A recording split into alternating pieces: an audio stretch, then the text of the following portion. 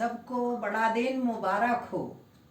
भारतवर्ष में तो हिंदी भाषी क्षेत्र में यीशु के जन्म के दिन में लोग कहा करते हैं बड़ा दिन। तो आज के दिन मैं आप सबों को बड़ा दिन मुबारक कहती हूँ। वैसे दूसरे देशों में भी एक्समस डे और क्रिसमस डे इस प्रकार बोला जाता है। Merry Christmas, merry Christmas to you, इस प्रकार के व्हाट्सएप ढेरों आते रहते हैं। आज के ज़माने में टेक्नोलॉजी इतनी बढ़ गई है प्यारो कि पुराने ज़माने में या मिडिल एज में हम देखते हैं कि हम क्रिसमस कार्ड ढूंढने जाते थे बाज़ारों में कि अपनी मदर को हम कौन सा क्रिसमस कार्ड भेजें, अपनी ससुराल वालों को कौन सा क्रिसमस कार्ड भेजें। तो different style of Christmas cards will be there in every market, especially in high standard बाज़ारों में भी आपको मिल जाता है। आपको पैसे को वहाँ डालना है तब वो अच्छे से अच्छा क्रिसमस कार्ड आपको मिल जाता और आप डाक के द्वारा भेजा करते। हम इंतज़ार करते कि कितने क्रिसमस कार्ड आए हैं और जितने क्रिसमस कार्ड आते उसको स्टेपल करते, लंबी लाइन लग जाती। हैप्पी क्रिसमस, बड़ा दिन मुबारक हो, और उसको पाकर हम खुश हो जाते, अपनी छाती में लगाते कि अरे मेरे प्रिय का क्रिसमस के लिए शुभकामनाएं आए हैं। और उस पर लिखा रहता है कि मेरे प्रिय तुम्हें ये क्रिसमस डे मुबारक हो। परंतु टेक्नोलॉजी बदल गई है प्रियो आजकल। अब तो क्या है, व्हाट्सएप चालू हो गए। ये व्हाट्सएप में पूरे विश्व में आप भेज सकते हो। पहले तो जब मैं एमएससी कर रही थी सागर में 20 दिन मुझे इंतज़ार करना होता था कि मेरी माँ का पत्र आएगा और मेरे भाई मुझे क्रिसमस कार्ड भेजेंगे। 20 दिन के बाद एक पत्र डाकिया डालते तो हैं पत्र, पर वो पहुँचने का कार्य परमेश्वर का ही होता था। आज भी वही है, टेक्नोलॉजी बदल गई है प्रियो। आज आप बच्चे जो मुझे देख रहे हो वो सोच रहे हो कि आंटी क्या बता रही है, मैसी आंटी। तो मैसी आंटी यही बता रही है प्रियो कि पहले क्रिसमस कार्ड भेजा जाता था, पकवान की तैयारियां चलती थी, कोई गुजिया खूब एक्सपर्ट बनाते थे गुजिया, और गुजिया में कोई सूजी की गुजिया बनाते थे और कोई उसमें खोआ डालते थे, और डोनट्स का तो ठिकाना ही नहीं है। और छत्तीसगढ़ में प्यारो वो चावल का क्षेत्र है तो वहाँ पर वो गोल गोल वो डाला जाता था। और मुझे अपने पापा की याद है कि कैसे उसको भिगो कर रखते थे और उसको कूटते थे, और कूट के और उसमें शक्कर मिला करके और चाशनी में मिला करके और तब डाला जाता, जिसको अनरसा बोलते थे। और उस अनरसा को अब ये हमारे क्षेत्र में तो यही कहा जाता है प्रियो, परंतु दूसरों के यहाँ भी उसको बनाया जाता है पर अलग अलग। ये मीठे वैसे ही केक तो की बात ही मत छोड़िए। आपको चॉकलेट केक और अन्य केक मिलेंगे। को आजकल तो बिना अंडे के केक रहते हैं तो उसको बनाना बड़ा मुश्किल सा हो जाता। कभी केक हमारा जल जाता, कभी हमारा केक बहुत ज़्यादा उसमें घी डल जाता, कभी शक्कर ज़्यादा डल जाती प्रियो। तो सच में वो दिन कितने सुहावने दिन हैं जिसमें हम यीशु को याद करते। यीशु मसीह पैदा हुआ, और यीशु मसीह जब पैदा हुआ है तो हम खुश हो रहे हैं, आनंदित हो रहे हैं। हम अपने आनंद का कैसे इजहार करें। मीठे मीठे पकवान की खुशबू आपस में जो ईसाइयों के घर में सब फैली हुई है। कई बार तो ऐसा भी हुआ है प्रियो कि आपके जो पड़ोसी है, जो आपका यीशु को जानते हैं परंतु उस धर्म को नहीं पालन करते, वो भी क्रिसमस मनाने लग जाते, वो भी मदद करते सब पकवान बनाने में। ऐसा माहौल कभी नहीं मिलता प्रियो। ऐसा ही तो माहौल था प्रियो इस्राएलियों के ज़माने में, जब लोग तंबू में रहते थे।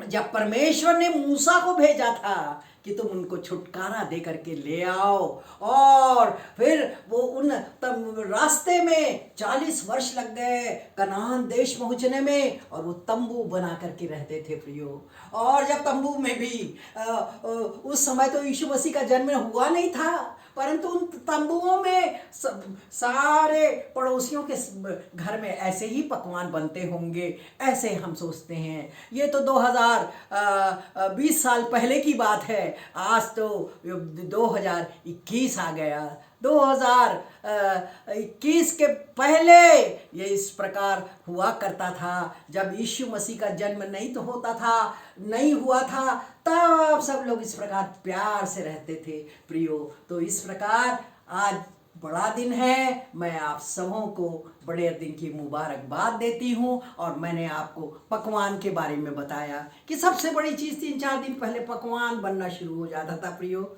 हमारे समय में भी, हमारे पूर्वजों के समय में भी, और आगे आने वाली पीढ़ी में भी ऐसा ही होता रहेगा।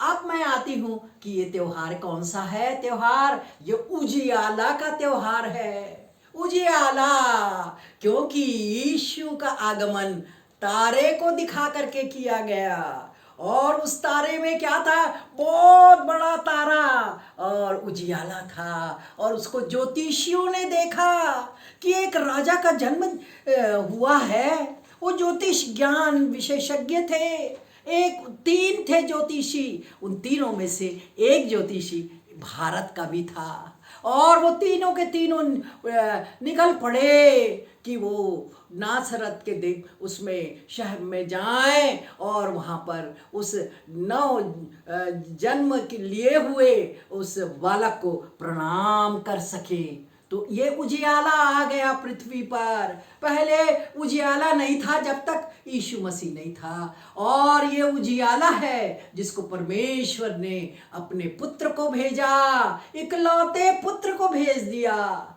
कि वो लोगों को उद्धार दे और उनको अनंत जीवन में प्रवेश करने के लायक बनाए। प्रियो, आज का दिन क्या है? हमें अपने आप को पहचानने का दिन है कि हम अपने आप को पहचाने। आज तो कुछ समय जब हम पैदा हुए, बड़े हुए, धीरे धीरे जवान हुए और मिडिल एज में आए, और मिडिल एज के बाद जब बुजुर्गियत की हालत में जाते हैं तो क्या होता है। तो इस प्रकार मैं बताना चाहूँगी आपको कि किस प्रकार ये मानव वो बचपन से फिर कैसे वो बुजुर्गियत में आता है, और तब सोचता है कि मुझे मेरी मृत्यु के बाद क्या होगा, मैं कहाँ रहूँगा, उसके बाद का जीवन क्या है।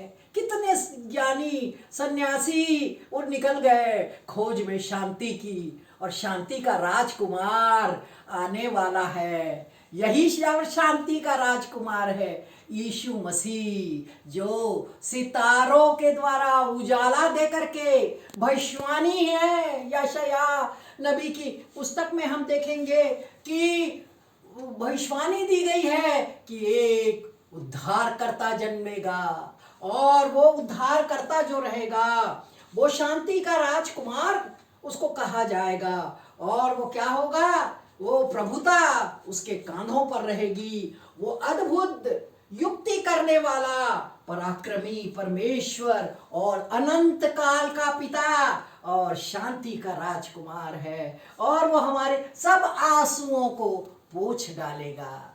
ऐसा वो जन्म होगा यीशु मसीह का, जो परमेश्वर का पुत्र है। और वो कब हुआ, वो 2020 के पहले हम लोग मानते हैं, उसको कहते हैं बीसी, और दूसरा क्या है, AD after death, anno domini, before Christ, BC after death, यीशु के मृत्यु के बाद, जबकि मृत्यु तो हुई उसकी, पर वो पुनर्जीवित हो गए। ईसाइयों का ये विश्वास है कि हम जीवित परमेश्वर की उपासना करते हैं, जीवित यीशु की उपासना करते हैं। तो इस प्रकार यीशु का जन्म एक कुंवारी मरियम से हुआ, और तारा ऊपर चमका और गरुड़िए सो रहे थे, वो नींद में अपने जानवरों की रखवाली करते हुए सो रहे थे। तब स्वर्गदूतों का दल आ गया, वो चमक गए, घबरा गए कि ये क्या हो गया। तो बोले डरो मत, क्योंकि मैं तुमको खुशी का सुसमाचार, आनंद का सुसमाचार सुनाने जा रहा हूं कि बैतलहम में, चरनी में तुम एक बालक को देखोगे। वो मसीहा है, आने वाला मसीहा, जो आज बैतलहम में और उस गौशाले में तुम उसको देखोगे और खुश होगे, आनंदित होगे कि मसीहा हमारे बीच में आ गए। वो घबरा से गए थे, वो उठ गए ठंड का समय, और वो अपने कंबल को ओढ़े हुए निकले। सारे गरुड़िए लोग जो चरवाही कर रहे थे, और उस झोपड़ी के सामने ऊपर वो तारा को देख करके पहचाना है उन्होंने। वो तारा वहां पर ठहर गया, और वो तारे को ठहर गए। उसने बालक को चरनी में पड़ा हुआ देखा।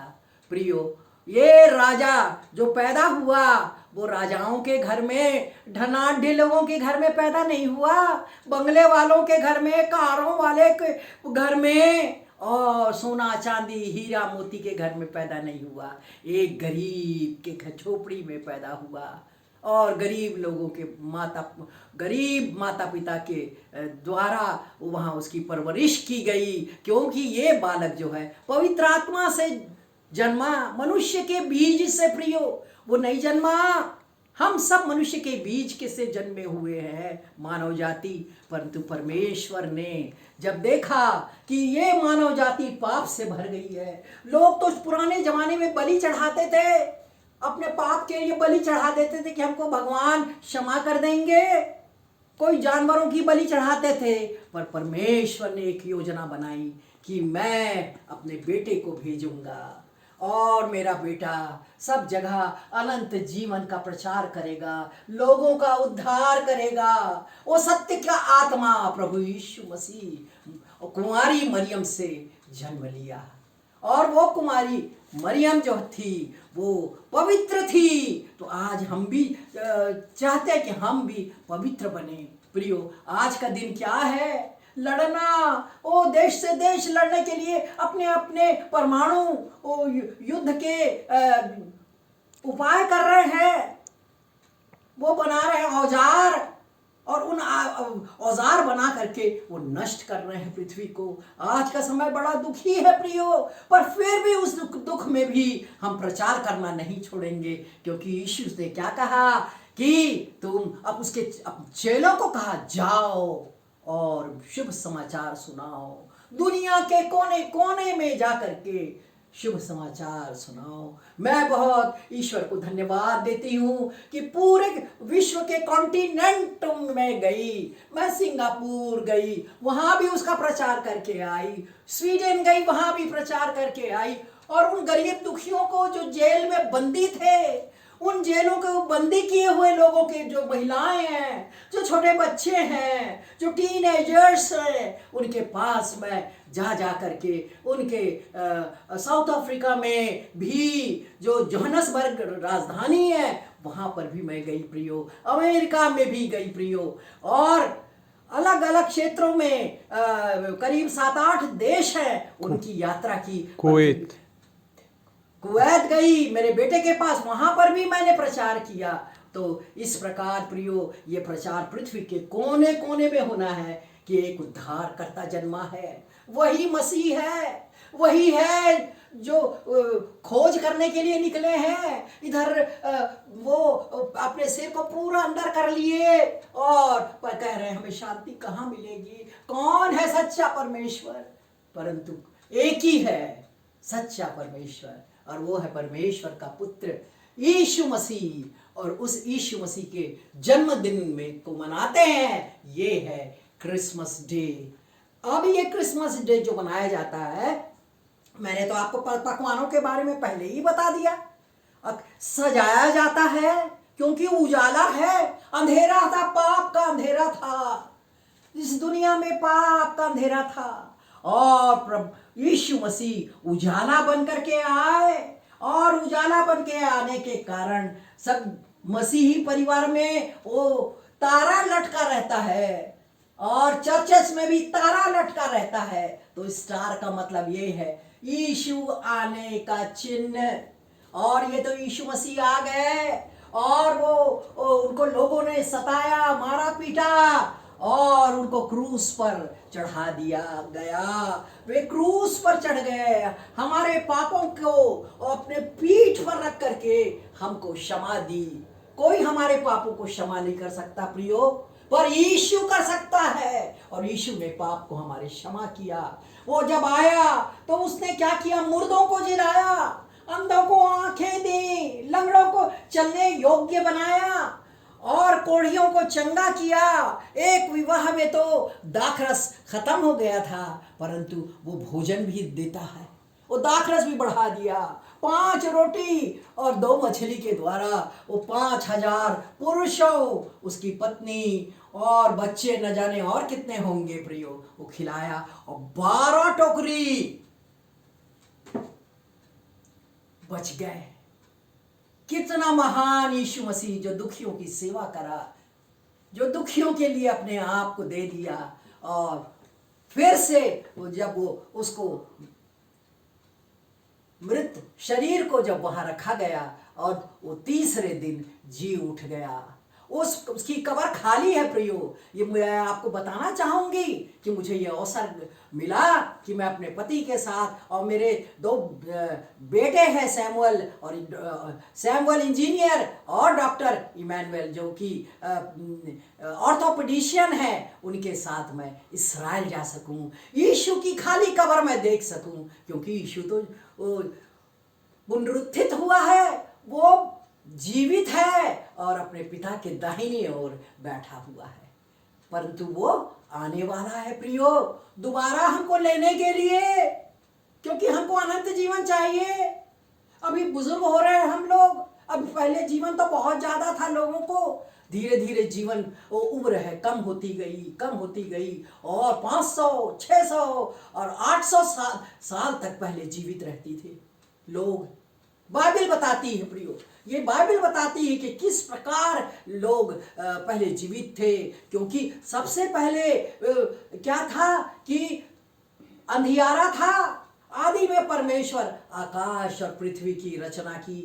पृथ्वी बेडौल थी, सुनसान पड़ी हुई थी, गहरे जल में अंधेरा छाया हुआ था, और परमेश्वर का आत्मा उसमें मंडलाता रहता था। जब परमेश्वर ने कहा उजियाला हो, उजियाला हो गया। इस प्रकार पूरे 6 दिन वो पूरी पृथ्वी का निर्माण कर दिए। जीवित प्राणी, और चाहे वो मनुष्य भी, 7वें दिन वो मनुष्य की उत्पत्ति की, 7वें दिन आराम किया, और 6 दिन तक उसने सारे जीवित अजीवित सारे लोगों की सृष्टि की। तो इस प्रकार परमेश्वर ने बनाया। बेडौल थी ये पृथ्वी। ये जियोलॉजी क्या कह रही है? जियोलॉजी के हम हमेशा देखते हैं भूगर्भ शास्त्र में, जितना भी Mendel's law of inheritance, Charles Darwin law, ये सब हम देखते हैं कि ये सब अपने आप हुआ। म्यूटेशन अपने आप हो रहा है। अभी कोविड-19 का म्यूटेशन हो रहा है, अपना रूप बदल रहा है। कोविड-19 पहले था अलग उसका शरीर, अभी म्यूटेशन हो रहा है। अभी दवाई बन गई, वैक्सीन बन गई है, अब लोग कह रहे हैं तो दूसरा म्यूटेशन वाला ये कोविड-19 है ये। तो प्रियो, ये सब बातें हैं जो इतिहासकार लोग बोलते हैं, जियोलॉजिस्ट लोग बोलते हैं, और जो भूगर्भ शास्त्र के जानकार हैं उन्होंने पाया कोई भी जैसे प्रोटोजोआ, ओरिफेरा, सिलेंट्रेटा, एनेलिडा, आर्थ्रोपोडा, और फिर वर्टिब्रेट्स, नॉन वर्टिब्रेट, वर्टिब्रेट, सारा ढूंढ डाले उन्होंने और देखा कि नहीं, इसको तो एक शक्ति ने बनाया है पृथ्वी को।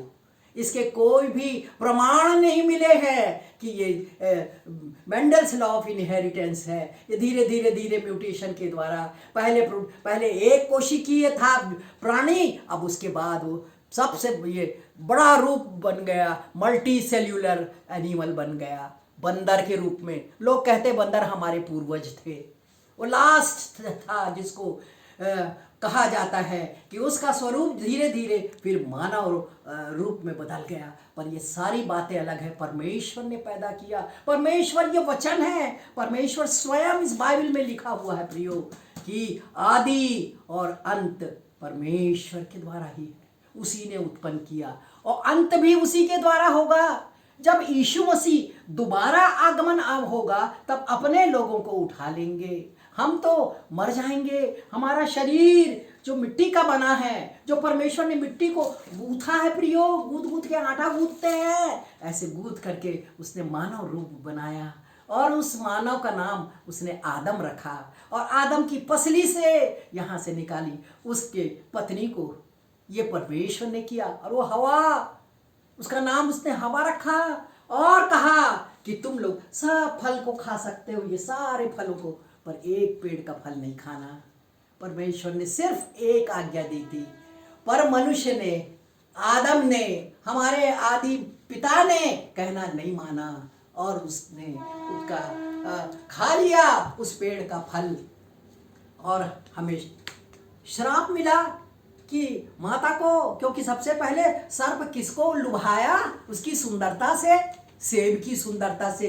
स्त्रियां हमेशा उस सुंदरता की दीवानी हो जाती हैं, जिसको सुंदर देखे बहुत मन उनका विकल हो जाता।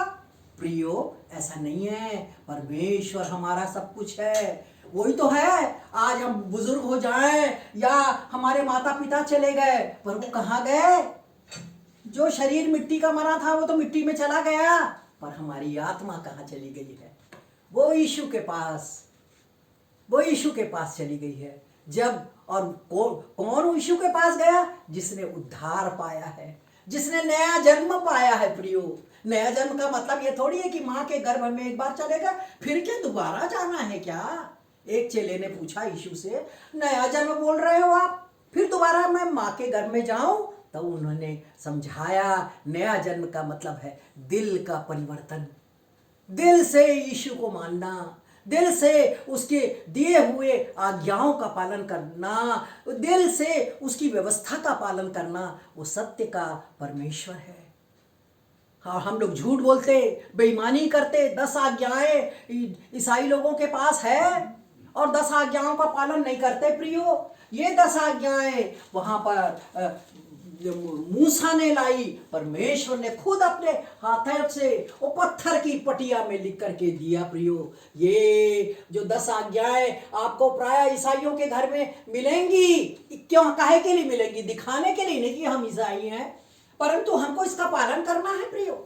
यदि हम इसका पालन करेंगे तब हमारा जीवन बदल जाएगा। हम कभी झूठ नहीं बोलेंगे, कभी हम बेईमानी नहीं करेंगे, कभी हम लूटेंगे नहीं दूसरे को, गरीबों की सेवा करेंगे, कंगालों के पास जाएंगे और जिनको भूखे हैं उनको हम देंगे। क्या यही है मसीहत? यही है मसीहत, अपने मुंह का निवाला दूसरे को देना। मैं तो याद करती हूँ मेरी माँ को, जबकि वो हम लोग गरीब थे। अभी तो मेरे को परमेश्वर ने बहुत आशीषें दे दी है, मैं राष्ट्रपति पुरस्कृत हो गई, पूरे देशों का भ्रमण करके मैंने सब प्रचार कर लिए प्रियो। परंतु जब मैं माता के समय थी तो मेरी माता जब सबको रोटी बनाती या पराठा बनाती तो पराठा रखी रहती अपने लिए, 4 पराठे अपने लिए रखती, और नौकरानी आती है, कोई आता घर में और पराठा अपने मुंह का निवाला उसको नहीं था, उसको ना दे करके ना रख के वो सबको देती रहती थी। और प्रियो जब उसकी मौत हुई तो आप कल्पना नहीं कर सकते, रायपुर और राजा तालाब में वो सड़कें बंद हो गई, इतनी कारें, इतने 2 व्हीलर्स, इतने टेम्पो जा रहे हैं जिसमें कि आधा घंटा हो गया वो क्लियर नहीं हो गया। हम भाई बहन उसको देते थे साड़ी, क्रिसमस के दिन गिफ्ट देते हैं अपनी माता, बुजुर्ग माता को कोई साड़ी दे रहा है और हम भिलाई से वहां जा रहे हैं और देखते कि वो जो साड़ी दी हुई हो वो पड़ोस की लेडी पहनी हुई है। अरे ये तो भैया ने दिया था, ये मेरे बड़ी बहन ने दिया था, सबको बांट दी। यही है मसीहत प्रियो, यही है मसीहत केवल दूसरों को दिखाने के लिए नहीं कि हम फोटो खिंचा लें और 2000 रुपया भेज दें, चेक भेज दें, ये नहीं है। अपने मुंह का निवाला कोई दे रहा है, अपनी कमी में से जो दे रहा है प्रियो, वही यीशु का, ईसाइयों का वही परमेश्वर है। अपनी अधिकाई में से आप करोड़पति हो, आप बिलियनेयर हो, और अगर दे रहे हो अगर 10,000, 10 लाख, 20 लाख। और एक गाना है ना, गरीबों की सुनो वो तुम्हारी सुनेगा, तुम 10 लाख दोगे वो सब कुछ देगा, गरीबों की सुनो। बहुत प्यारा गाना, फिल्मी गाना है ये, कि वो पुराने ज़माने का, कि तुम गरीबों की सुनोगे तो तुम इतने बड़े हो जाओगे। परमेश्वर देखता है, परमेश्वर का पुत्र यीशु मसीह देखते हैं, और पवित्र आत्मा देखती है। त्रिएक परमेश्वर है, एक ही है वो परमेश्वर है, वो यीशु मसीह है, और वो पवित्र आत्मा है। और वो पवित्र आत्मा हमारे मन के मंदिर में रहता है। मंदिर में कब रहेगा? जब हमारा मन शुद्ध हो प्रियो। और मन में अगर आपके शुद्ध नहीं है तो वो कदापि यहाँ नहीं रहेगा, वो हमारे दिल में राज करना चाहता है। तेरे दिल के द्वार पर यीशु खटखटाता, खोलो तुम दरवाजा, वो है आना चाहता। हम लोग दरवाजे में लगाते यीशु का क्रिसमस ट्री सजा है। यीशु कब आएगा? कई नाटकें होता चर्चेस में और विदेशों में नाटक होता, और नाटक में सब कोई क्या है, डोनट्स बना रहे हैं, सजा रहे हैं, और एक गरीब आता है ठंड में ठिठुरता हुआ और आपको कहता है कि भाई मेरे को कुछ मदद करो। तब कहे नहीं नहीं नहीं अभी जाओ, नहीं नहीं नहीं अभी जाओ, अभी हम बिजी है, क्रिसमस के सजावट में बिजी हैं, अभी हम बिजी हैं अपने कपड़े सिलवाने में, नए कपड़े पहनना जो है। बच्चे लोग चिल्ला रहे हैं पकवान बनाइए मम्मी, सब पकवान बना रहे हैं, सब कुछ कर रहे हैं, पर जो गरीब आया हुआ है आपके घर में, आपने कहा अभी जाओ। एक दिन आएगा, न्याय का दिन, जब यीशु मसीह न्याय सिंहासन पर बैठेगा और कहेगा कि मैं तो आया था तुम्हारे यहाँ, तुमने मुझे नहीं जाना, मुझे प्यास लगी तुमने मुझे पानी नहीं दिया, मुझे भूख लगी तुमने मुझे खाने को नहीं दिया, मेरे पास नहीं था घर, तुमने अपने इतना बड़े बंगले में रहते हो, तुमने छोटा सा कमरा भी नहीं दिया। तब हम कहेंगे प्रभु कब तू आया, हमको तो नहीं जानते, हम नहीं मालूम प्रभु तू कब आया। तब प्रभु कहेगा कि मैं गरीब स्त्री बनकर आया, गरीब बूढ़ी माँ बनकर के आया, गरीब बच्चा बन के आया, क्या तुमने मदद की? प्रियो, यही है मसीहत, यही है हम लोगों का क्रिसमस मनाना, बड़ा दिन बनाना, दिखाने के लिए वीडियो बनाना और पैसा भेजना और कहना कि नहीं हमारे हम अपने मिशन से ये बना रहे हैं, चर्च बना रहे हैं, और बड़े बड़े कन्वेंशंस हो रहे हैं। प्रियो, आजकल तो बड़े बड़े कॉन्फ्रेंस करा रहे हैं, बड़ी बड़ी रैलियां करा रहे हैं, खूब कमा रहे हैं लोग, दान दे रहे हैं उसके लिए। पर दान कहाँ देना है? कहाँ देना है दान? गरीब, दुखियों, बंदियों को, जेल में रहने वाले गरीबों को, उनके आश्रितों को आप ढूंढिए। आप जाइए गांव गांव में जहां पर लोगों को खाने नहीं मिला। आपके पास तो बड़ी सी टीवी है, उस टीवी में पूरा समाचार आपको मिल जाता है, किस जगह पर बाढ़ आ रही है, किसने किसी का घर उजाड़ दिया, और उनका कितने मृत्यु के आगोश में चले गए, बचा एक बच्चा, पर उसकी क्या खोज खबर किसी ने ली? यही है बड़ा दिन, यही है प्रियो बड़ा दिन हम ईसाइयों के लिए। ईसाई से यही उम्मीद की जाती है कि हम उन गरीबों की सेवा करें, उन दुखियों की सेवा करें। वो बीमार अस्पताल में हैं, आप जागते हो, आप सांत्वना दे सकते हो, उनको एनकरेजमेंट देते हो कि आज बड़ा दिन है तो ये क्रिसमस का केक तुम्हारे लिए लाए। आपके पास नहीं है तब भी दो, जैसे मेरी माँ देती थी। मैं अपनी बात बता रही हूँ, जब मैं एमएससी करने के लिए सागर में थी, एक मेरा क्लासमेट था जो क्या पैसा नहीं था उसके पास फीस भरने के लिए, तो वो जा रहा था वापस अपने, मध्य प्रदेश का था, से ऊपर का था वो व्यक्ति, लड़का, और मेरी माँ मेरे को 20 रुपया देती थी, 20 रुपया लिफाफे में भेज के। बेटी, मैं अंडा बेच बेच के, मेरी माँ के घर में तो ढेर सारी मुर्गियां थी, अंडा बेच बेच के वो जमा करके 20 रुपया देती, और मैं मैं तो प्रभु की दीवानी थी बचपन से, 16 साल से पवित्र आत्मा पाई हुई। मैं तो यीशु के लिए ही जीना चाहती थी। मेरे को कोई जवानी में कोई लड़कों के साथ मेरा कोई मतलब आकर्षण नहीं हुआ। मेरा आकर्षण तो प्रभु यीशु मसीह के साथ था, क्योंकि मुझे अनंत जीवन में जाना, प्रवेश करना है। अनंत जीवन मरने के बाद तो वैसा ही होगा।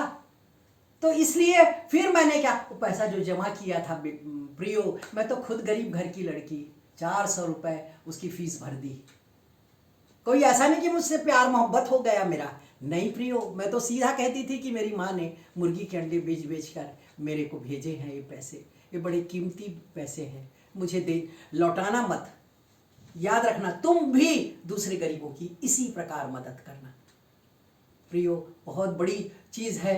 और सबसे बड़ी चीज़ क्या है कि हम अनंत जीवन की तैयारी कर दें। हम जब मरेंगे, अभी तो हम बुढ़ी, मैं तो बुजुर्ग की हालत में हूँ, जवान रहता, हैंडसम, बिल्कुल जैसे फिल्मों की दुनिया में लोग डूबे रहते हैं, शारीरिक अभिलाषाओं में डूबे रहते हैं, शरीर की सुंदरता के पीछे जाते, वो दिल की सुंदरता नहीं देखते। दिल में देखो कि यीशु है क्या उसके पास, क्या मसीहत है उसके पास, तब उससे विवाह करो। बिना कुछ देखे उसकी शक्ल, गोरा नारा, सुंदर हैंडसम लड़की, सुंदर गोरी नारी, फकफक, पढ़ी लिखी, नौकरी वाली। हमारे इसमें तो नौकरी वाली को ढूंढते हैं, उनकी शादी जल्दी हो जाती है। प्रियो, ये नहीं, आपको देखना है कि वो मसीह के साथ उसका क्या रिश्ता है, उस लड़की का मसीह के साथ उस लड़के का क्या रिश्ता है, क्योंकि अनंत जीवन हमको बिताना है।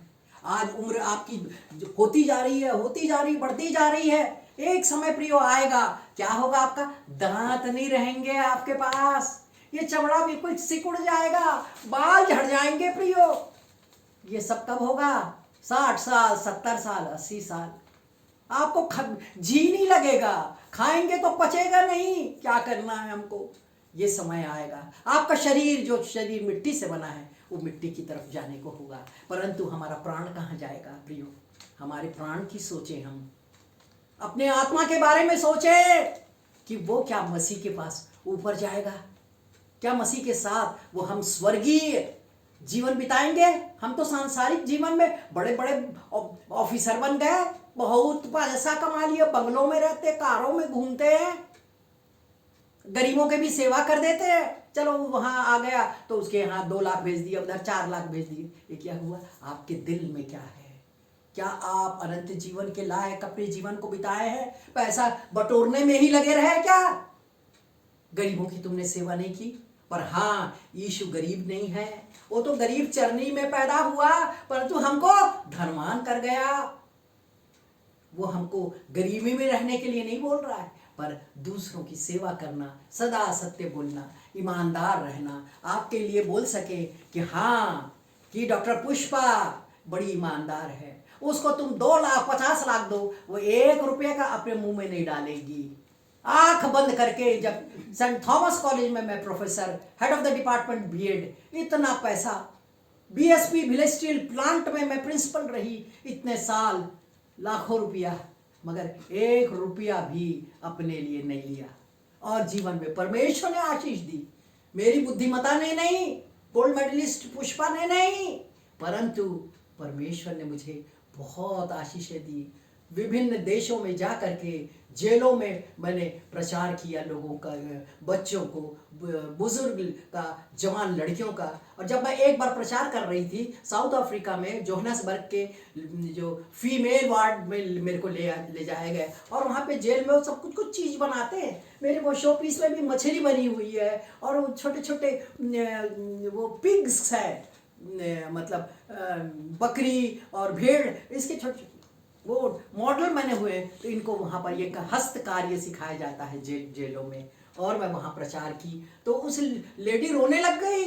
मेरे साथ एक ट्रांसलेटर रहता था, और मैं जब अपना प्रचार करनी, और गाना भी बहुत अच्छा गाती थी, रिलेटेड, तब वो कहती है, रोने लग गई। और मैं डर गई कि अरे ये साउथ अफ्रीकन लेडी ये काय के लिए रो रही है भैया। मैं तो कुछ नहीं बोली, इसकी बुराई तो नहीं फिर करी, मैंने तो वचन सुनाया, प्रभु क्या कहता है, क्षमा करो। तब मैंने पूछा कि what I have said to her, why she is weeping. तो उसने कहा कि no, you have shown the mirror of her life. आपने उसके जीवन का तस्वीर आईनामर बता दिया है। इसलिए वो सोची, अरे ये तो इंडिया से आई हुई लेडी, इसको क्या मालूम कि मैं क्या थी, ये कैसे बता रही है। प्रियो, मैंने एक ही बात बोला था कि तुमको इस जेल में तो 1.5-2 साल हो रहे हैं। मैं सोचती तुम्हारे 4 या 3 बच्चे होंगे। तो कहती कि हाँ मेरे 4 बच्चे। तुम्हारा पति दूसरा विवाह कर लिया होगा। तो वो कहती है हाँ हम दूसरा विवाह कर लिया, अब तो मैं जब यहाँ से जाऊंगी तब मैं निपटूंगी। मैंने कहा नहीं, उसको माफ कर देना। यीशु क्रूस पर था और एक डाकू ने उससे कहा कि प्रभु तू तो